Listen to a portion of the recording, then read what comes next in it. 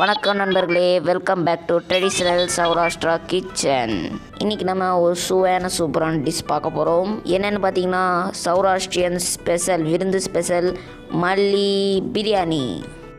இதற்கு தேவையான பொருட்கள்னு பார்த்தீங்கன்னா பச்சரிசி 5 ஆலாக்கு, மல்லி பிரியாணி முக்கியமான மல்லி 1 கட்டு, இஞ்சி 2 பெரிய சைஸில் எடுத்துருக்கோம், பூண்டு ஒரு 16 பல்லில் எடுத்துருக்கோம் நாங்கள், பச்சை மிளகாய் 3, மல்லி பிரியாணிக்கு தேவையான மசாலா பொருட்கள் பெரிய வெங்காயம் 2, தக்காளி 3. ஸ்டெப் 1 என்ன அப்படின்னு பார்த்தீங்கன்னா கொத்தமல்லியும் தக்காளியும் இந்த மாதிரி மிக்சியில் போட்டு பேஸ்ட்டாக அரைச்சிக்கோங்க. நம்ம இதோட தண்ணி சேர்க்கல, அதுக்கு பதிலாக நம்ம இதோட ஒரு தக்காளி சேர்த்துட்டோம். மிச்சம் இருக்க 2 தக்காளி அங்கே கட் பண்ணி வச்சுருக்கோம். இங்கே வெங்காயத்தை கட் பண்ணி வச்சாச்சு. இஞ்சி பூண்டு பச்சை மிளகாலாம் அங்கே நசுக்கி வச்சுருக்கோம். அப்புறமா எல்லா மசாலா பொருட்களும் ஒரு பவுலில் வச்சுருக்கோம். இதுதான் ஃப்ரெண்ட்ஸ். இப்போ நம்ம இதை மசாலாவை செஞ்சிடலாம். மல்லி பிரியாணிக்கு தேவையானது இப்போ நம்ம 5 ஆலாக்கு அரிசிக்கு 5 கரண்டி எண்ணெயை ஊற்றி அது எண்ணெய் சூடான அப்புறம் நம்ம நறுக்கி வச்ச வெங்காயத்தை சேர்த்து நல்லா வதக்கிக்கலாம்.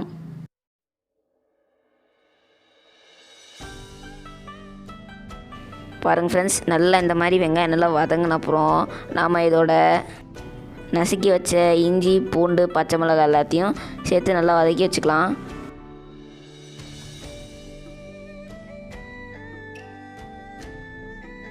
நம்ம போட்டு எல்லாமே வதங்கின அப்புறம் நம்ம எடுத்து வச்சுருக்கிற மசாலா பொருட்களை இதோடு சேர்த்து நல்லா வதக்கிக்கலாம்.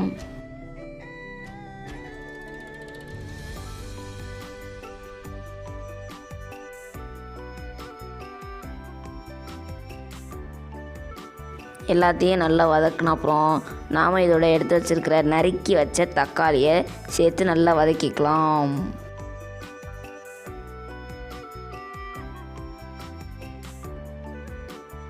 அப்புறமா தக்காளி சீக்கிரமாக வதங்கிறதுக்காக இதில் தேவையான அளவு உப்பு சேர்த்துக்கலாம். சேர்த்து நல்லா மிக்ஸ் பண்ணி விட்டுக்கோங்க.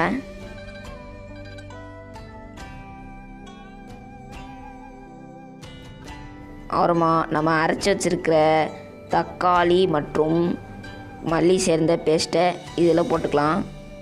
பாருங்கள் ஃப்ரெண்ட்ஸ், வெங்காயம் தக்காளியில் நல்லா வதங்கிடுச்சு. இப்போ நம்ம இதை நல்லா மிக்ஸ் பண்ணி விட்டுட்டு ஒரு 5 நிமிஷம் மட்டும் இதை வதக்கிக்கலாம். ரொம்ப நேரம் வதக்கினோம்னா அது கசப்பு இறங்கிடும், அதனால தான்.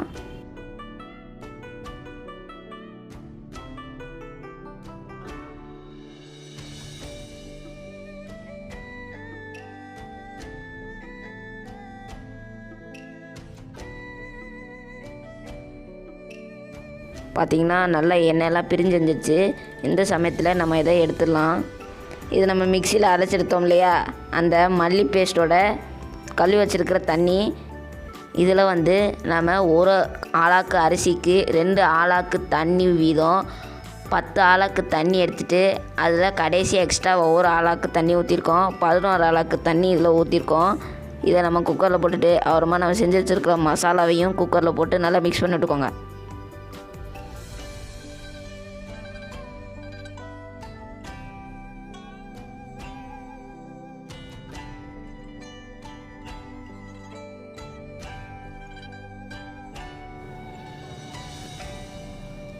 இப்போ நம்ம எடுத்து வச்சுருக்கிற பச்சரிசியை ஒரு 2 தண்ணி கழுவிட்டு அப்புறமா கடாயில் லேசாக சூடு பண்ணி எடுத்துக்கோங்க.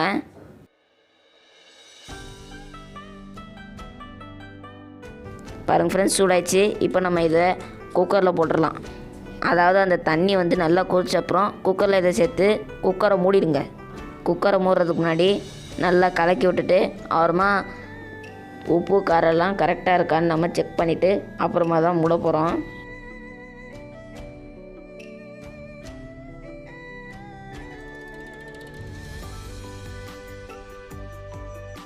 இப்போ நம்ம குக்கரை மூடிட்டு ஒரு 2 விசில் தான் வைக்க போகிறோம். 2 விசிலுக்கு அப்புறம் எப்படி இருக்குன்னு பாருங்கள்.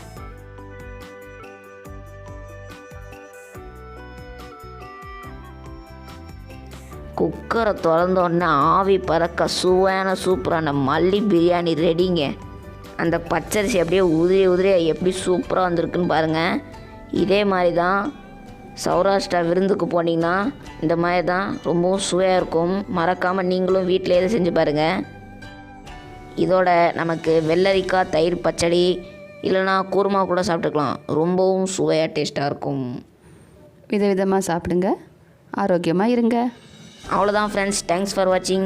இந்த வீடியோ உங்களுக்கு பிடிச்சிருந்துச்சுன்னா லைக் பண்ணுங்கள். உங்கள் ஃப்ரெண்ட்ஸ் ரிலேட்டிவ்ஸோட இந்த வீடியோவை ஷேர் பண்ணுங்கள்.